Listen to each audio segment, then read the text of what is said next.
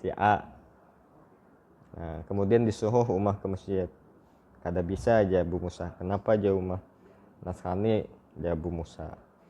Nah, mendengar Nasrani itu kan Umar langsung pecat, ganti yang lain. Ini kan permasalahan Al-Maidah ayat 51. Jadi Umar meminta Abu Musa memecat anak buahnya orang Nasrani. Kenapa? Karena negara itu adalah pemerintahan Muslim. Karena khilafah, kalau boleh dianggap khilafah kan khilafah, tapi tidak ada pembakuan zaman Umar itu sistem pemerintahannya sistem pemerintahan khilafah. Hanya saja para tokoh sekarang ini yang menjustifikasi bahwasanya kepemimpinan sahabat yang 4 itu adalah kepemimpinan yang sistemnya adalah khilafah. Nah, dengan demikian jadi jelas apabila kita ini negara Islam, maka adalah suatu kesalahan, suatu dosa besar bahkan apabila kita mengangkat pemimpin itu dari orang yang beragama non-muslim. Permasalahannya sekarang, Indonesia adalah negara Pancasila, bukan negara Islam. Indonesia adalah negara dari 4 agama dan banyak kepercayaan, bukan hanya agama Islam, bukan hanya milik agama Islam. Nah, dalam hal ini tentu apa yang kita pegang adalah hadis Rasulullah. Karena ini permasalahan dunia, ini permasalahan sosial, permasalahan politik, maka yang kita pegang adalah hadis Rasulullah. Antum a'lamu bi muhud dunyakum. Jadi permasalahan tata kepemerintahan seperti ini, maka itu adalah urusan kita, diserahkan kepada kita. Cuman secara etikat, apabila ada 2 calon yang mempunyai kemampuan yang sama, integritas yang sama, kapabilitas yang sama, dan akuntabilitas yang sama, tentu kita harus memilih sesama agama, bukan di luar agama. Nah, apabila kita memilih seagama, ternyata kemampuannya tidak becus, tidak bisa diandalkan, akibatnya mengakibatkan banyak orang menderita, itu adalah salah satu kesalahan yang kita lakukan. Bahkan kalau dapat dikatakan kita juga berdosa memilih orang muslim yang pada akhirnya kepemimpinannya itu mengakibatkan banyak orang menderita. Jadi dalam Islam sama sekali tidak diajarkan untuk memusuhi, menyakiti, menzolimi orang non-muslim. Itu tidak dibenarkan dalam ajaran Islam. Terkecuali mereka memerangi kita, maka perangilah. Kecuali mereka memasuki wilayah kita, maka perangilah.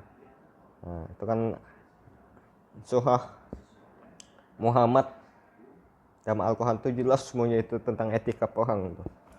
Dengan orang kafir, dengan Yahudi Nasrani, kan etika perang itu yang perlu.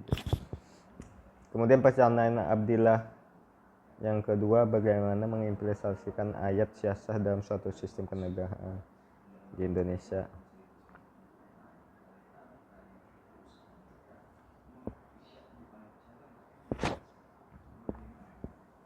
Bagaimana mengimplikasikan ayat-ayat siasah dalam sistem ketenagaan tanpa harus diimplikasi. Proses mengimplikasi pun sebenarnya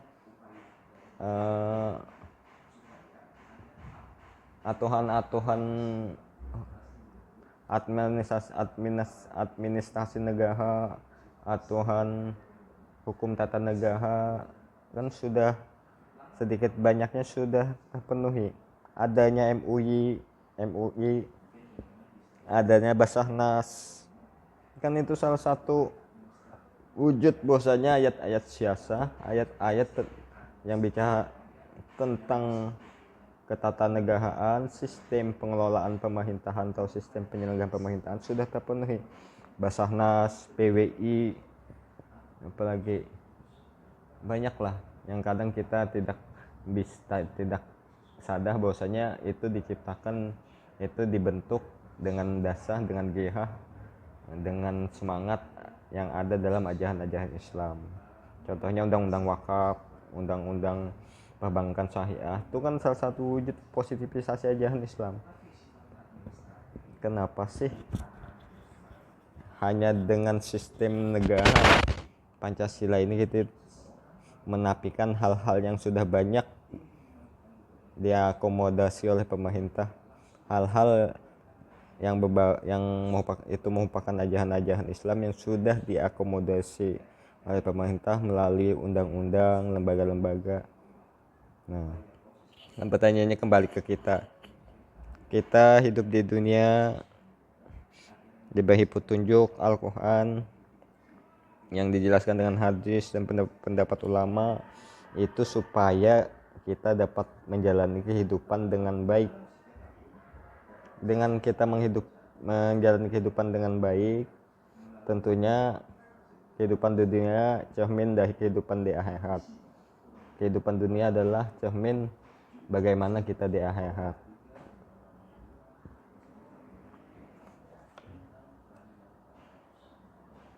Kemudian pertanyaan yang kedua dari Jamal Abdillah, apakah tafsir ayat Al-Quran itu benar-benar makna asli dari Al-Quran atau cuma pemahaman paham mufassir saja pada makna karena banyaknya paham mufassir?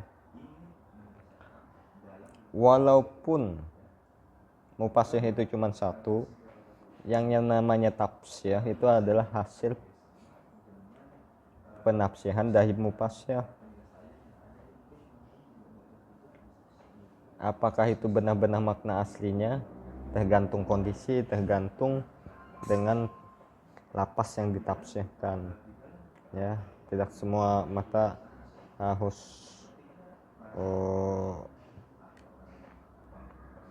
dikatakan tafsir itu misalkan makna dari mufassir, tidak juga, karena dalam Al-Quran itu ada lapas abstrak, ada lapas yang jelas. Kalau itu memang lapasnya jelas, diksinya itu tidak mengharuskan, tidak membuka peluang adanya tafsir ke lain-lain, atau diksinya itu ada diksi jelas, tidak ambigu, maka maknanya adalah makna memang dari makna asli dari Al-Quran. Kemudian yang penanya keempat, Muhammad Ahib dari kelas 19D. Bagaimana memahami Al-Quran di era media sosial? Bagaimana memahami Al-Quran di media sosial? Di era media sosial. Ya, sebenarnya tidak ada bedanya dengan masa lalu, dengan sebelum boomingnya era media sosial. Perbedaannya kan cuma satu. Era medsos itu kita bisa mencari kitab-kitab tafsir melalui browsing, melalui Google. Sedangkan dulu kan tidak bisa, harus membuka kitabnya. Yang pertama, artinya dalam konteks referensi kita memahami Al-Quran di era media sosial, kita boleh mengambil referensi tafsir dari internet selama referensi itu kita yakini secara ilmiah itu adalah betul, tidak hoax, tidak dari opini biasa. Kemudian bagaimana memahami Al-Quran di era media sosial? Di medsos kita sering melihat tuan guru, ustadz, kiai, habaib bicara tentang makna Al-Quran. Lalu pertanyaannya, apa bedanya dengan kita mengikuti seorang guru, pembelajaran seorang guru di majelis? Toh yang kita konsumsi juga kata-katanya kan, yang kita konsumsi juga pemikirannya. Cuman kita lihat orangnya, kita lihat track recordnya. La unjuh makola wala tanjuh mankola. Nah, pepatah ini kadang-kadang lihat apa yang dikatakan, jangan lihat siapa yang mengatakan. Nah, istilah ini dari berjalannya waktu saya kira istilah ini semakin hari semakin menyesatkan. Kenapa menyesatkan? Kita harus melihat juga siapa yang bicara. Jangan cuma melihat apa yang dibicarakan. Kita juga harus melihat track record, kemampuan atau pengalaman dari siapa yang bicara. Misalkan muhadis itu dalam tahjih itu kan apabila ada seorang perawi pernah berdusta saja, ada kabar, ada asah dia pernah berdusta saja. Misalkan ada 10 perawi, satu dia ada habah dia pernah berdusta, maka yang lainnya syak sikah, yang ini jadi gairu sikah. Nah, dengan adanya gairu sikah, hadis ini tidak bisa dikatakan sahih, tapi